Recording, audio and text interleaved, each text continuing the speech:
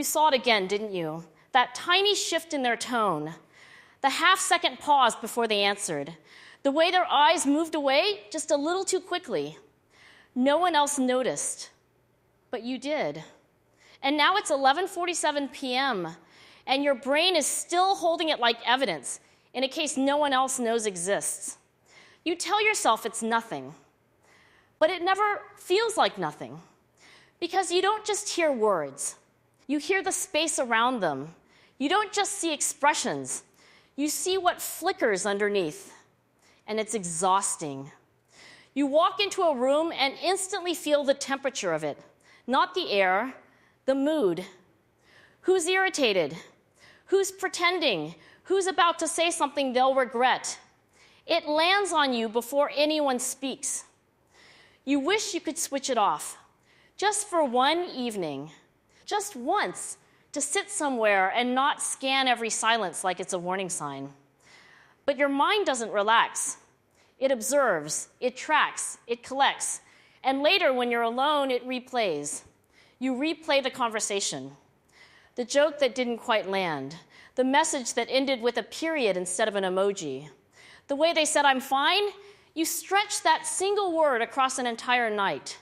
What did they mean? Were they distant? Did you miss something? Should you have asked more?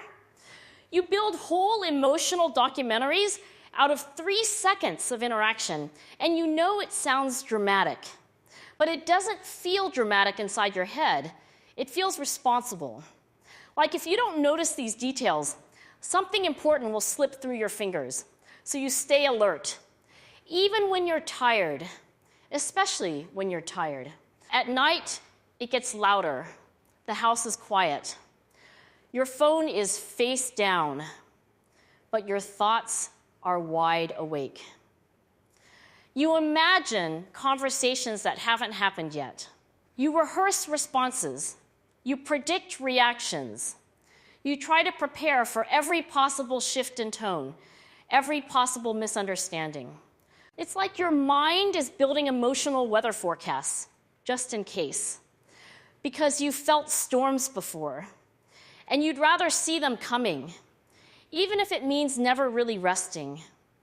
You remember things from years ago, the way someone looked at you when you said something vulnerable, the micro-expression, the subtle disappointment, or maybe it wasn't disappointment, but your brain stored it like it was. You can still feel it, like a tiny bruise under the skin. Other people forget. You archive. You remember how the energy changed after you spoke, how the room got quieter, how someone shifted in their seat. You tell yourself it probably meant nothing, but probably isn't enough for your mind. It wants certainty. It wants clarity. It wants to solve every invisible puzzle before it becomes a problem. And that constant scanning, that constant analyzing, it drains you because you're not just living moments, you're dissecting them. You sit across from someone, and while they're talking, part of you is listening, and another part is decoding. Are they bored? Are they hiding something? Did your last sentence sound strange? Should you have phrased it differently? You nod, you smile, you respond. But your mind is running subtitles beneath the interaction. Tiny translations no one asked for. And when it's over, you don't just walk away. You review, you adjust, you critique yourself like you're editing footage. You rarely get to just be. You are always slightly outside yourself, watching, monitoring, and it makes you careful, so careful. You measure your words, you soften your tone, you add extra reassurance. You apologize for things that barely needed acknowledging because you can feel shifts before they're spoken, and you want to smooth them out before they grow. But here's the part you don't say out loud. Sometimes you're tired of being the one who notices. You wish someone would notice you the same way. The flicker in your voice, the weight behind your "I'm good," the way you go quiet when something hurts. You make it subtle, because you always do. But part of you hopes someone will catch it, the way you catch everything. You don't misunderstand people easily. You read between lines that aren't even visible. You sense tension in text messages. You feel distance and silence. You pick up on changes and patterns. They used to text at night. Now they don't. They used to laugh louder. Now it sounds thinner. You clock these shifts instantly. And once you do, you can't unsee them.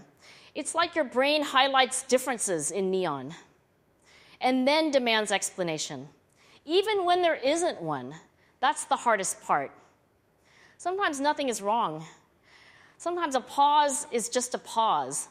Sometimes a short reply is just someone being tired. But your mind doesn't trust simple answers. It prepares for the worst quietly, not because you're negative, but because you've learned that subtle changes matter. You've seen small cracks turn into full fractures. So you monitor, you anticipate, you try to stay one step ahead of disappointment. And it keeps you safe, but it also keeps you tense. You feel things deeply, not loudly, deeply. A small comment can echo for hours. A shift in energy can follow you home. You lie in bed and your brain replays a single facial expression like it's a slow motion clip. Was that annoyance? Was that hurt? Did you cause it? You zoom in mentally, frame by frame. And the more you analyze, the more uncertain you feel. It's strange. You're incredibly perceptive, but rarely peaceful. You can sense when someone is about to pull away before they even realize it themselves. You feel the distance forming, like cold air seeping under a door. And instead of waiting to see what happens, your mind starts preparing for goodbye. Not dramatically, quietly. You lower your expectations. You detach a little. You brace yourself. All because of a subtle shift no one else even registered. And sometimes you're right. Sometimes your intuition is sharp and accurate. That almost makes it worse. Because it reinforces the vigilance. It tells your brain, see? This is why we scan, so you keep scanning. Even when you're exhausted, you sit with friends and laugh. But part of you is still reading the room. You notice who isn't talking much, who seems slightly off, who avoided eye contact when a certain topic came up. You carry these observations silently, like small stones in your pocket. No one sees the weight. You rarely explode. You internalize. You process. You absorb. And over time, that absorption turns into fatigue, a kind of emotional tiredness that sleep doesn't fix, because it's not your body that's tired. It's your constant awareness.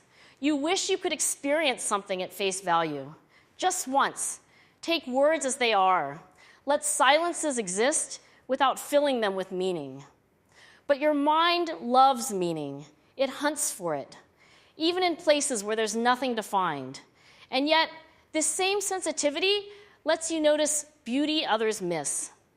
The slight tremble in someone's voice when they talk about something they love. The almost invisible relief in someone's shoulders when they feel understood. The way someone's eyes soften when they feel safe. You catch that too. You notice the fragile moments, the ones that pass quickly. You see people in ways they don't even see themselves. And that's not small. It just costs you. Because when you feel everything, you carry everything. You don't skim life, you dive into it, even when it's heavy, especially when it's heavy. And maybe tonight, as you're lying there replaying something small again, I just want you to pause for a second, not to fix it, not to silence your thoughts, just to notice something else. The fact that you care this much, the fact that your mind is trying to protect you. It's not broken, it's just overactive. Like a security system that never learned when to power down, you learned to watch closely, to listen carefully, to read what isn't spoken. Because at some point, it mattered. It kept you prepared. It kept you aware. It kept you from being blindsided.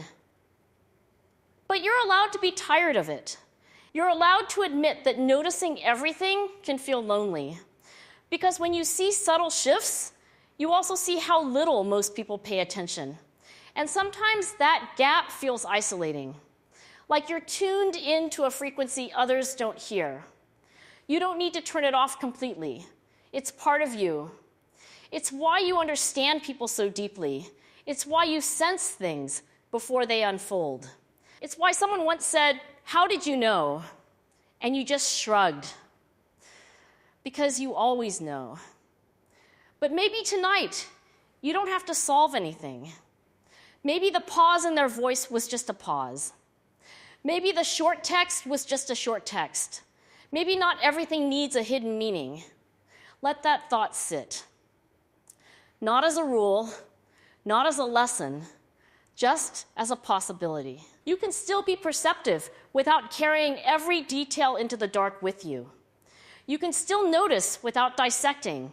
And even if your mind keeps scanning, even if it keeps replaying, you're not strange for that. You're not dramatic. You're not too much. You're just someone who sees deeply, quietly, constantly. And yes, it's exhausting, but it's also real. And tonight, in this quiet moment, maybe you can let one observation go. Just one. Let it drift. Let the silence exist without solving it. You don't have to decode everything before you sleep. Some things can remain unfinished. Some pauses don't need translation. Close your eyes. The room is still.